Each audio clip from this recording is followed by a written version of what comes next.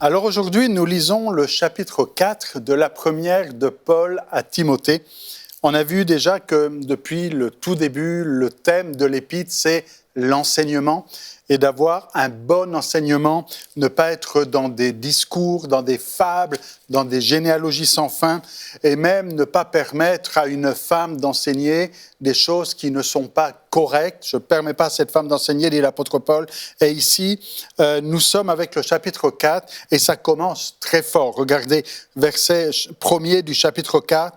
Pourtant, l'Esprit dit expressément que dans les derniers temps, quelques-uns s'éloigneront de la foi pour s'attacher à des esprits d'égarement et à des enseignements de démons. Ce que la nouvelle édition de Genève avait traduit à des doctrines de démons. C'est ici didascalia qui est toujours utilisé, donc des enseignements, des doctrines de ce que des démons enseignent. Et il s'attache à ces choses-là pour, s'éloigner de la foi. Alors c'est quand même assez solide, assez sérieux, et de dire, mais ça alors, il peut y avoir des enseignements mauvais. Oui, quand l'apôtre Paul dit, il y a des faux docteurs, et quand il met autant de force à dire à Timothée, je t'enjoins, il ne faut pas que ces choses se produisent, ce n'est pas parce que c'est juste un petit problème de point de vue. Il ne s'agit pas ici de dire, il y en a qui pensent ceci, d'autres qui pensent cela. Non, il va jusqu'à dire, c'est quelque chose de démoniaque, il y a un enseignement ici mauvais qui amène un esprit d'égarement, et on comprend pourquoi c'est mauvais, parce que finalement, utilement, ça amène à s'éloigner de la foi. Tout enseignement qui vous éloigne de la foi est un enseignement mauvais. Tout enseignement qui vous éloigne de Jésus est un enseignement mauvais.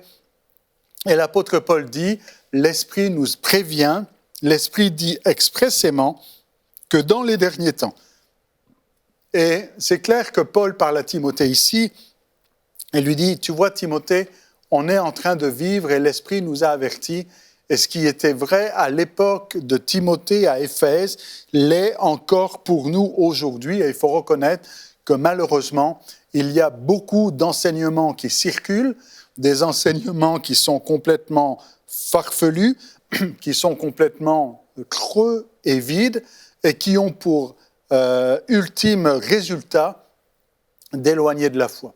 Et ça, c'est triste. Et l'apôtre Paul dit, il y a une stratégie démoniaque derrière ces choses. C'est un enseignement de démons. Ce sont des esprits d'égarement qui amènent loin de la foi. Et notez bien le verset 2, il dit, par l'hypocrisie de discoureurs, de mensonges, marqués au fer rouge dans leur propre conscience. Et je reprends ça dans la nouvelle édition de Genève, il est dit par l'hypocrisie de docteurs. Bon, le mot docteur ici n'est pas dans le texte, et portant la marque de la flétrissure dans leur propre conscience. En fait, littéralement, c'est l'hypocrisie de pseudologos. C'est le mot pseudologos qui est utilisé ici. Donc, un pseudo-logos, un pseudo-message, une pseudo-parole. Ce n'est pas le logos de Dieu, mais c'est quelque chose qui est un pseudo, c'est-à-dire un quelque chose qui essaye de ressembler, mais ce n'est pas ça du tout. Et donc, l'apôtre Paul dit, il y a quelque chose d'hypocrite là derrière, l'hypocrisie de discoureurs, de beaux parleurs, de menteurs, utilisera la Bible en français courant. Eh bien, il y a le mot hypocrite, il y a le mot mensonge, c'est du pseudo-logos. Et regardez ce qu'il dit, quelques exemples de son temps. Alors peut-être que les exemples de son temps ne sont pas les exemples de notre temps à nous aujourd'hui, mais on comprend le principe. Ils interdisent de se marier, ils prescrivent de s'abstenir d'aliments que Dieu a créés pour qu'ils soient pris avec action de grâce par ceux qui sont croyants et qui connaissent la vérité.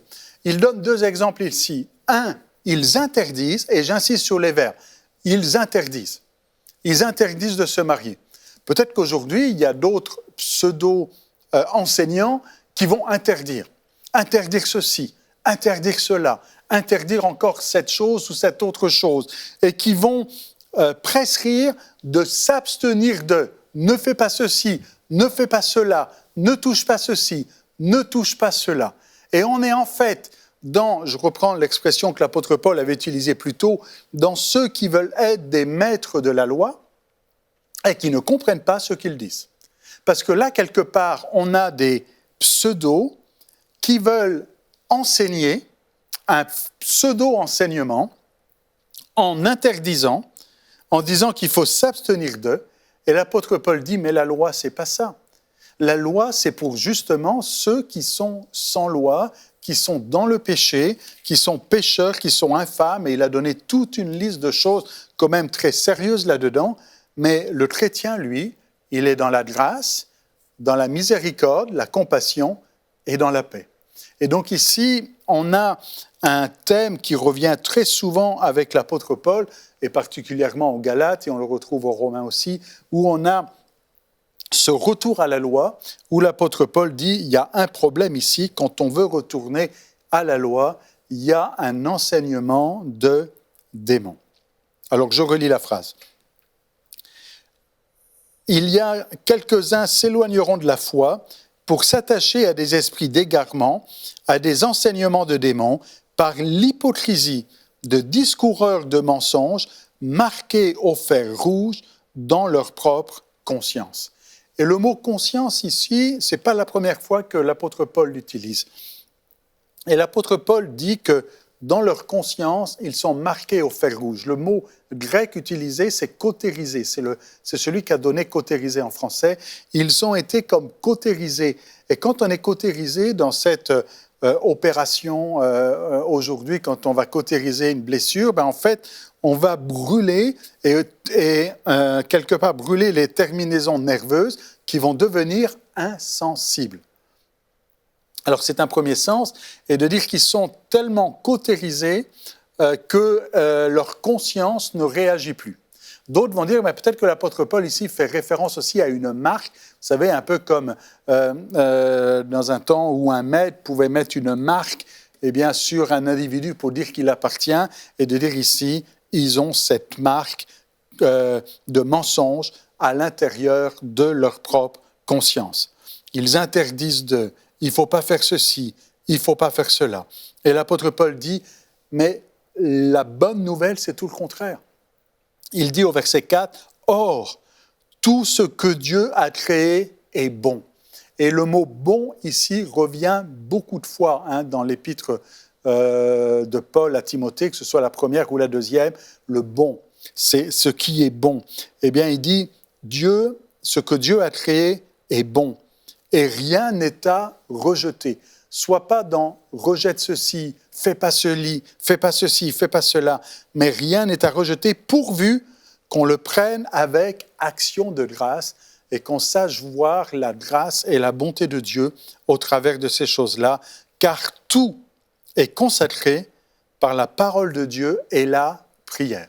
Et on revient toujours à ce thème, tout est consacré par la prière. Au lieu de rentrer dans des disputes de mots, au lieu de rentrer dans des interdictions, ils interdisent ils disent qu'il ne faut pas faire ceci, ils disent qu'il ne faut pas faire cela, eh bien, l'apôtre Paul dit, c'est pas ça le bon discours. Ça, c'est un enseignement de démons. Mais quand on est avec action de grâce, quand on réalise que Dieu est bon et que tout ce qu'il a créé est bon, alors on n'a pas la même perspective, on n'a pas le même point de vue, et avec la prière, tout change. Donc, il ne s'agit pas ici d'être dans ce genre d'enseignement, et vous comprenez que l'apôtre Paul, dès le départ dans cette épître-là, met en garde contre un mauvais enseignement, et nous ne voulons pas entendre l'apôtre Paul nous reprendre et faire partie de ceux qui correspondent à ces critères dont l'apôtre Paul parle. Nous voulons au contraire être du bord de Timothée, et de dire, tout comme Timothée, nous voulons rejeter ces faux enseignements, ces pseudo-logos, cette pseudo-parole, et être dans ce qui est bon, avec action de grâce, ce qui est consacré par la parole de Dieu, et la prière. Et l'apôtre Paul ramène à l'essentiel. Il avait déjà dit tout à l'heure, il l'avait déjà dit quand on l'a vu un peu plus haut, qu'il faut avant tout faire des prières pour tous les hommes. Et il y avait ce contraste. Au lieu de discourir, fais des prières. Et là, c'est la même chose. Il dit au verset 6, « En exposant cela aux frères, tu seras un bon ministre. » Notez bien que le mot ministre ici, c'est le mot diacre. Hein. Tu seras un bon diacre, tu seras un bon diaconos, un bon serviteur. Tu seras un bon ministre de Jésus-Christ, nourri des paroles de la foi et du bel, c'est toujours encore le mot bon ici, le bel, le beau, le bon enseignement que tu as toujours bien suivi. L'apôtre Paul dit, il y a un enseignement, il est beau, il est bon, et tu l'as suivi et tu l'as reçu. Mais repousse les fables profanatrices, les contes de vieilles femmes. Repousse ces choses-là. Toi, reste attaché. Quant aux fables impies, commérages de vieilles femmes, rejette-les, a traduit la Tob. Rejette ces fables, rejette ces mythes, rejette ces commérages de vieilles femmes et exerce-toi plutôt à la piété. Et c'est ça qui est capital. S'exercer à la piété a été traduit par la Bible en français courant, « Exerce-toi à vivre dans l'attachement à Dieu ». Voyez tout le contraste. Et s'il faut dire les choses simplement, pour être sûr d'être bien compris et comment s'approprier cette épître de Paul à Timothée pour nous aujourd'hui. Paul dit tout simplement à Timothée, « Ne perds pas de temps avec des discours vides ». Et j'aimerais vous dire, ne perdez pas de temps avec des généalogies sans fin, des fables, des mythes, des discours creux, voire des enseignements de démons qui éloignent de la foi. C'est pas ça. La vie chrétienne, c'est pas se disputer sur l'interprétation de tel ou tel passage. La vie chrétienne, c'est pas se disputer pour dire « moi, je sais mieux que toi ». Moi, j'ai étudié, j'ai lu un livre, j'ai entendu, un pasteur a dit que... Vous savez, bien souvent, les bases de la réflexion théologique, c'est faible. Hein. Certains disent, oui, mais moi, on m'a dit que... Oui, mais quelqu'un a dit que quelqu'un a dit que quelqu'un a dit. Ce n'est pas ça qui est important. Il n'est pas question de se disputer. Et au contraire, si vous avez des frères et des sœurs qui ont une autre opinion ou qui ne voient pas les choses de la même manière que vous, on n'est pas là pour se disputer, on est là pour s'encourager. On est là pour s'encourager à la foi. On est là pour s'encourager à la piété. On est là pour s'approcher de Dieu ensemble et s'attacher à Dieu. Et c'est ce que va dire l'apôtre Paul tout au long de cette épître en disant « Timothée, perds pas ton temps avec ces choses, mais va à l'essentiel. Dieu veut que tous les hommes soient sauvés. Va à l'essentiel. Prie. Va à l'essentiel. La grâce, la compassion et la paix. » Et j'aimerais vous dire aujourd'hui, allez à l'essentiel, ne perdez pas de temps avec des pseudo-logos, mais exerce-toi plutôt à la piété. Il dit, l'exercice corporel, en effet, est utile à peu de choses, tandis que la piété est utile à tout. Alors beaucoup, quand ils ont lu ce passage-là, et je sais que c'était une mode au siècle passé, hein, ça ne remonte pas à si longtemps, mais en tout cas de dire il ne faut pas faire de sport, un chrétien ne peut pas faire de sport parce que l'apôtre Paul dit que l'exercice corporel est utile à peu de choses. Non, si l'apôtre Paul parle de sport ici ou d'exercice corporel, de faire du sport ou de la musculation ou tout ce qui pourrait être autour du corps ici, il n'est pas en train de dire que c'est mauvais. Il est en train de dire s'il y en a qui sont capables d'avoir une discipline dans le sport et une discipline dans la musculation, pourquoi est-ce qu'il ne l'aurait pas dans les choses de Dieu? Parce que ça, c'est utile à peu de choses, tandis que la piété est utile à tout. C'est ce que l'apôtre Paul est en train de dire ici. Aujourd'hui, et peut-être c'est votre cas, il y en a qui sont capables d'être très disciplinés pour le sport qu'ils pratiquent ou pour faire de la musculation, qui vont aller tous les matins de bonne heure dans une salle de gym pour se muscler, mais qui ne vont pas prendre de temps à lire la Bible tous les matins pour se muscler leur foi. Est-ce que vous voyez ce que je veux dire? C'est ce que l'apôtre Paul est en train de dire ici. Exerce-toi plutôt, parce que la piété, elle a la promesse de la vie pour le présent et l'avenir. Et ça, c'est important. Il dit, c'est pas seulement pour l'avenir, mais c'est pour le présent aussi. Et si tu t'exerces à la piété, si tu te disciplines à la piété, si tu travailles la piété, alors peut-être traduis la piété par l'attachement à Dieu, la communion avec Dieu. Si ça devient ta priorité, ça va changer pas seulement ton avenir, mais aussi ton présent, pour le présent et pour l'avenir. Et il continue en disant, c'est une parole certaine.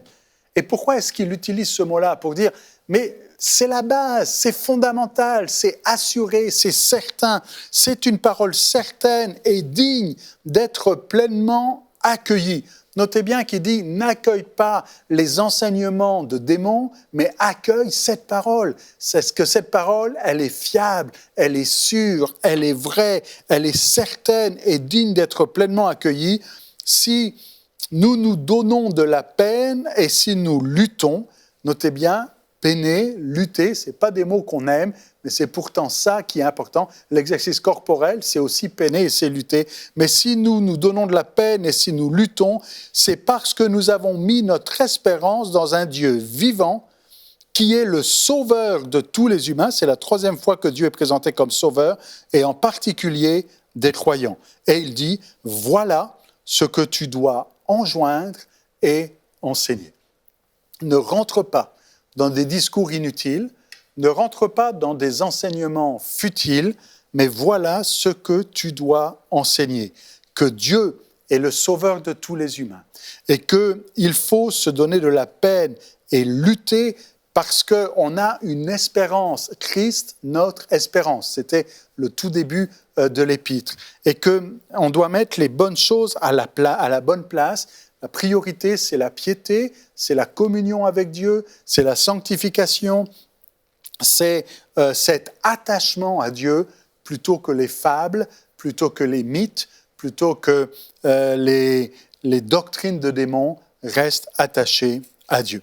Et l'apôtre Paul conclut ce 4e chapitre à Timothée avec une recommandation très personnelle à Timothée. Mais on voit qu'ayant préparé ces choses, en disant voilà les mauvais enseignements, voilà ce qui n'est pas correct, voilà ce qui n'est pas bon, et ensuite il arrive droit et d'une manière plus personnelle, il dit à Timothée que personne ne méprise ta jeunesse. Que personne ne méprise ta jeunesse. Et si l'apôtre Paul dit ça, c'est parce que certains devaient mépriser sa jeunesse dans le contexte dans lequel il était.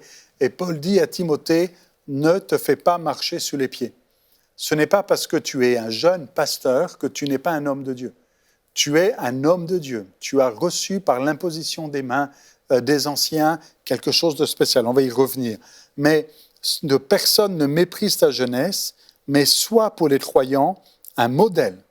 Et l'apôtre Paul aime s'identifier comme étant un modèle. Il dit, soyez mes imitateurs, comme je le suis moi-même de Christ. Il se présente ici comme le modèle, parce que le modèle, c'est le typos ici, le modèle, on est le modèle parce qu'on est façonné à l'image de Christ. Donc, il dit, si tu veux être un modèle, il faut que tu aies cette piété, c'est-à-dire cette communion avec Dieu, en parole, en conduite, en amour, en foi et en pureté. Alors, comprenez ici que la base de l'enseignement de Paul à Timothée, c'est Timothée, ne t'occupe pas de ces affaires-là, occupe-toi de ce qui est prioritaire. Et sois un modèle en parole. Notez bien qu'ici, on a le logos ici, être un modèle en parole, on est au verset 12, donc un modèle en parole, un modèle en conduite, un modèle en amour et un modèle en pureté. Et là ici, je vérifie dans le texte grec, soit un modèle de foi et un modèle en logos. C'est bien le mot logos qui est utilisé ici. Soit donc un modèle en parole. D'un côté, il y a le pseudo-logos qu'on a vu concernant ces discours de mensonges, mais toi, Timothée, ne sois pas dans un pseudo-logos, sois un modèle en logos. Sois un modèle dans cette parole. Comprenez, ce n'est pas sois un modèle dans la parole que tu dis. Non, ce n'est pas ce que l'apôtre Paul est en train de dire à Timothée ici. Il n'est pas en train de dire sois un modèle dans les paroles que tu dis, puis fais attention à ce que tu dis. Non. Il est en train de dire sois un modèle dans la parole que tu enseignes et que tu sois attaché à la parole et qu'on voit que tu sois un homme de la parole. Vous savez, des fois, on présente certains pasteurs comme étant un homme de la parole. Timothée, sois un homme de la parole. Et je vous en conjure, vous aussi qui m'écoutez, prenez ces paroles comme étant un modèle pour vous aussi, comme si Paul s'adressait à vous aujourd'hui, soit un modèle en parole. Qu'on puisse dire, mais lui, il s'approprie la Bible, il vit ce qui est écrit dans ce livre, il n'est pas hypocrite. Un hypocrite, c'est celui qui dit et qui ne fait pas. Et Paul dit à Timothée, sois pas seulement un enseignant de la parole, mais sois un modèle de la parole. Tu l'enseignes, mais tu le mets en pratique. Et tu le montres aux autres. Tu es un modèle pour que les autres puissent se calquer sur le modèle que tu montres. En parole, mais aussi en conduite, dans ce que tu fais, dans comment tu agis, en amour, en foi, en pureté. On voit que c'est là les bases de la vie chrétienne pour l'apôtre Paul. Le verset 13, souvent, est mal compris aussi, puis ça nous permet de donner un petit peu un exemple d'herméneutique. Verset 13, « Jusqu'à ce que je vienne, applique-toi à la lecture des Écritures. » La NBS a traduit « Jusqu'à ce que je vienne, applique-toi à la lecture publique des Écritures. » Parce que dans le monde moderne dans lequel nous sommes, on prend souvent ce verset pour dire, vous voyez, l'apôtre Paul dit à Timothée, il faut que tu lises ta Bible. Oui, c'est vrai, mais pas tout à fait. C'est pas ce que l'apôtre Paul est en train de dire à Timothée. C'est important de lire la Bible et il faut lire votre Bible. Mais l'apôtre Paul dit à Timothée ici, dans le contexte de l'épître à Timothée et de l'église d'Éphèse, applique-toi à la lecture publique. On est dans un contexte où, il y a une très petite partie de la population qui sait lire. Si on est optimiste et généreux, on pourrait dire 5%. 5%, c'est peut-être le plus gros chiffre, mais il y a moins qui savent lire à cette époque-là. Donc, quand l'apôtre Paul envoie une lettre, quand il est question de lire les écrits de la Torah et de l'Ancien Testament et les lettres qui commencent à circuler, vous avez 95% de la population qui ne sait pas lire. Donc, il faut que des personnes comme Timothée s'appliquent à la lecture pour lire ce texte, pour rendre ce texte vivant et que les auditeurs puissent s'approprier cette parole. Alors ici, jusqu'à ce que je vienne, applique-toi à la lecture publique des Écritures, à l'encouragement et à l'enseignement. Et donc on voit que c'est là l'essence même du pastorat de Timothée. Timothée, ton ministère, ton diaconat, c'est de lire publiquement les Écritures pour faire connaître la parole à ceux qui t'écoutent, d'encourager, d'exhorter, d'encourager et ensuite enseigner. Donc on a ces trois étapes, faire connaître les Écritures, lire les Écritures, 2, encourage, 3, enseigne. Et aujourd'hui, évidemment, on n'est pas tout à fait dans le même mode. C'est plus la peine de lire publiquement les Écritures, sauf si vous êtes dans un contexte où il y a beaucoup d'analphabétisation. Mais maintenant, aujourd'hui, on est capable de lire la Bible, mais il faut la rendre accessible et ensuite encourage. Vous voyez, la première chose que l'apôtre Paul dit à Timothée, tu dois être quelqu'un qui encourage. Nous, je veux dire, dans le reste, dans le début de l'épître, on était dans des disputes, on était dans des discours inutiles, et l'apôtre Paul dit, c'est pas ça ta mission. Ta mission, c'est pas de discourir et de faire des disputes de mots.